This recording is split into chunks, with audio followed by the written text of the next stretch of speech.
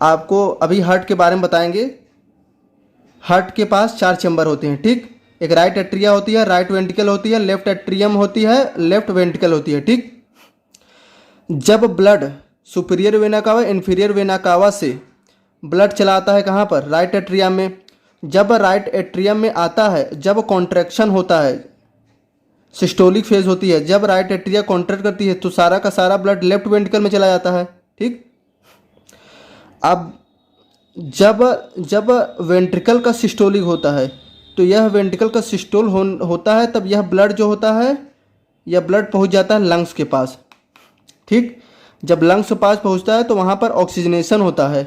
Oxygenation होने के बाद जो ऑक्सीजनेटेड ब्लड होता है वो चलाता है लेफ्ट एट्रियम में, ठीक। और लेफ्ट एट्रियम में आने के बाद वही वही चीज़ हुआ था, जब कॉन्ट्रैक्शन होगा आर्ट्रिया का, वेंट्रिकल में आ जाएगा। जब वेंट्रिकल का कॉन्ट्रैक्शन होगा तो पूरे और बॉडी ऑर्गन में पहुंच जाएगा, ठीक। और बॉडी ऑर्गन में पहुंचने के बाद अब फिर से जो डीऑक्सीनेटेड ब्लड होगा वह सुपीरियर वेना कावा के थ्रू राइट एट्रियम में पहुंच जाएगा।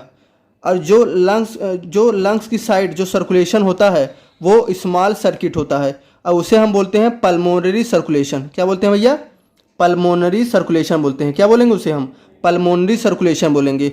और जो सर्कुलेशन कहाँ पर होता है, ऑर्गन की साइड होता है, उसे हम सिस्टमिक सर्कुलेशन बोलते हैं। क्या बोलते हैं? सिस्टमिक सर्कुलेशन बोलेंगे, ठीक। स्क्रीनशॉट ले लीजिएगा आप अगर होगा, इम्पोर्टेंट, ठीक। ये हो गया आपका डबल सर्कुलेशन। डबल सर्कुलेशन हो गया। नेक्स्ट आपको थोड़ा सा डायग्राम के ही थ्रू एक्सप्लेन ही कर देते हैं। और ये आपका एनसीईआरटी का डायग्राम है, ठीक। एनसीईआरटी का डायग्राम है। ये हो गया आपका हार्ट, ठीक। ये हो गया आपका हार्ट और ये हो गया आपका लंग्स, ठीक। लंग्स हो गया। अब यह बॉडी पार्ट हो गया। बॉडी पार्ट हो गया मतलब बॉडी की हर एक ऑर्गन हो गया, टिश्यू हो गया, सेल हो गया। जब यूज़ करने के बाद deoxygenated blood further right atrium में आता है। एट्रिया का कॉन्ट्रैक्शन साथ साथ होता है, ठीक। मैंने अलग अलग समझा दे रहा हूँ। पहले इस साइड का समझा दे रहा हूँ, राइट साइड का, तब लेफ्ट साइड का समझा रहा हूँ, लेकिन यह होता है साथ साथ, ठीक। जब राइट एट्रिया का कॉन्ट्रैक्शन होगा तो यहाँ भी कॉन्ट्रैक्शन होगा और साथ में यहाँ भी कॉन्ट्रैक्शन होगा। जो राइट साइड का जो डीऑक्सीनेटेड ब्लड है, जब आर्ट्रिया कॉन्ट्रैक्ट करेगी तो राइट साइड का जो डीऑक्सीनेटेड ब्लड वेंट्रिकल में आएगा। अब जो ब्लड ऑक्सीजनेशन होकर के लेफ्ट एट्रियम में आ चुका है, अब यहाँ पर जब एट्रियम का कॉन्ट्रैक्शन होगा तो लेफ्ट वेंट्रिकल में आएगा। और जब वेंट्रिकल का कॉन्ट्रैक्शन होगा तो जो डीऑक्सीनेटेड ब्लड यहाँ का है वो जाएगा लंग्स में, और इधर साइड का जो होगा वह एओर्टा के थ्रू चला जाएगा बॉडी पार्ट में, ठीक। समझ आ गया ना? ओके। डीऑक्सीनेटेड ब्लड आया सुपीरियर वेना का, इन्फीरियर वेना का, कॉन्ट्रैक्शन हुआ राइट वेंट्रिकल में। अब राइट वेंट्रिकल के थ्रू चला जाएगा लंग्स में। लंग्स में ऑक्सीजनेशन होगा। इस किसके मतलब कि राइट वेंट्रिकल से जब ब्लड लंग्स के पास जाता है, किसके थ्रू जाएगा? पल्मोनरी आर्टरी के थ्रू। किसके थ्रू जाएगा? पल्मोनरी आर्टरी के थ्रू, ठीक। यहाँ पर एक मतलब एक्सेप्शन है। वास्तव वैसे नॉर्मली देखा जाए जो आर्टरी होती है उस आर्टरी के अंदर ऑक्सीजनेटेड ब्लड होता है, ठीक। नॉर्मली देखेंगे तो जो आर्टरी होती है, आर्टरी के अंदर ऑक्सीजनेटेड ब्लड होती है, लेकिन जो पल्मोनरी आर्टरी होती है उन पल्मोनरी आर्टरी के अंदर डीऑक्सीजनेटेड ब्लड होती है। ये इंपॉर्टेंट है, थोड़ा ध्यान दीजिएगा, ठीक। अब लंग्स पास गया। अब लंग्स के अंदर जो आपको रेस्पिरेशन में बता दिया है किस तरीके से ऑक्सीजनेशन प्रोसेस होती है, ठीक। अब ऑक्सीजनेशन हो गया। ऑक्सीजनेशन होने के बाद अब यह पल्मोनरी वेन के थ्रू लेफ्ट एट्रियम में चलाया, ठीक। अब यह वैसे तो वेन जो होता है डीऑक्सीनेटेड ब्लड कैरी करता है, लेकिन यह पल्मोनरी वेन जो होगा वहाँ ऑक्सीनेटेड ब्लड कैरी करेगा। आ गया ब्लड लेफ्ट एट्रिया में, ठीक। जब आर्ट्रिया कॉन्ट्रैक्ट करेगी तो राइट साइड का जो ब्लड होगा वो चला आएगा किसमें? राइट वेंट्रिकल में। और जो लेफ्ट साइड का जो ब्लड होगा वह लेफ्ट साइड का ब्लड चला आएगा किसमें? लेफ्ट वेंट्रिकल में, ठीक। यहाँ का तो बता दिया था। अब लेफ्ट वेंट्रिकल में ब्लड आने के बाद जब वेंट्रिकल कॉन्ट्रैक्ट करेगा तो एओर्टा के थ्रू चला जाएगा बॉडी पार्ट में, ठीक। बॉडी पार्ट में चला जाएगा। ये वेना कावा है, बता दिया, ग्रेट वेन है, उसे हम वेना कावा कहेंगे, ठीक। और यह है डोर्सल एओर्टा, ठीक। जो आर्टरी होती है, थोड़ा सा आर्टरी और वेन के बारे में भी एक्सप्लेन कर देते हैं। जो आपका जो आपका वेन होता है, ठीक, जो आपका वेन होता है, वेन के अंदर जो ल्यूमेन होती है, वेन की ल्यूमेन की साइज जो होती है बड़ी होती है, और जो आर्टरी की ल्यूमेन की साइज जो होती है छोटी होती है। ध्यान से दीजिएगा, ये आर्टरी है, ये वेन है। वेन की साइज जो होती है बड़ी होती है, आर्टरी की साइज जो होती है क्या होती है, छोटी होती है। और जो वेन होता है, वेन के अंदर वाल्व प्रेजेंट होता है इस डायरेक्शन में, ठीक, मतलब ऐसे ऐसे करके वाल्व जो होगा प्रेजेंट होगा। यह वाल्व इसलिए होता है कि ब्लड को पार्टिकुलर डायरेक्शन में फ्लो करवाने का काम होता है। और जो आर्टरी होती है, आर्टरी के अंदर वाल्व जो होता है प्रेजेंट नहीं होता। क्यों? क्योंकि जो हार्ट होता है, हार्ट ही इतनी तगड़े से पंप करता है कि उसे वाल्व की ज़रूरत ही नहीं पड़ती है, ठीक।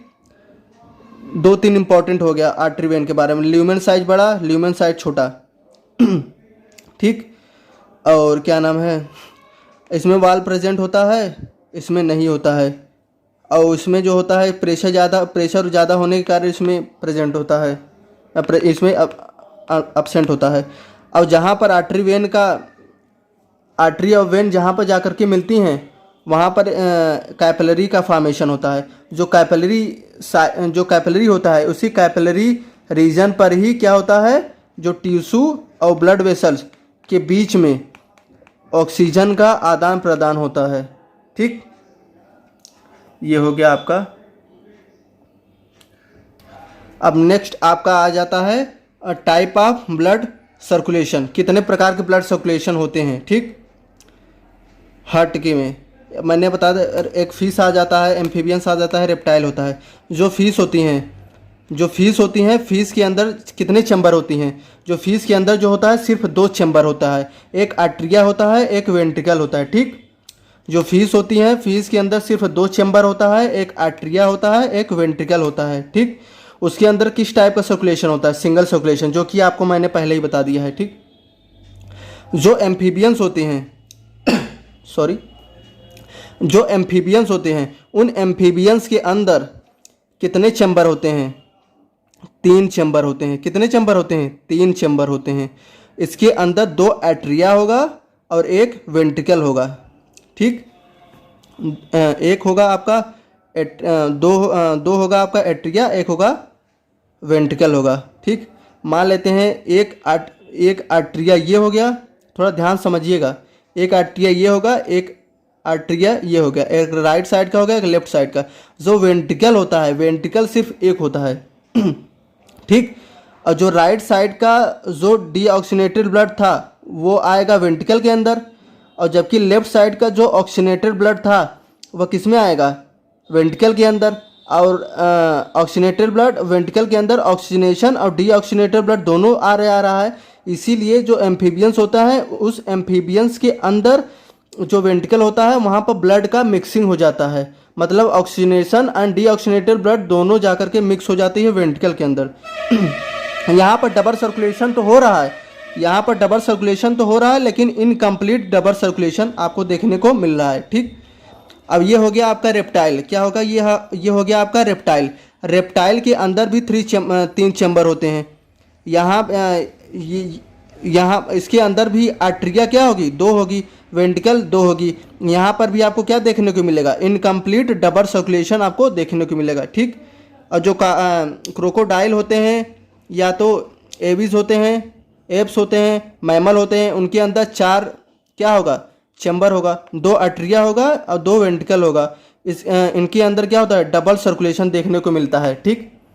यह हो गया आपका type of blood circulation and heart in vertebrate, ठीक।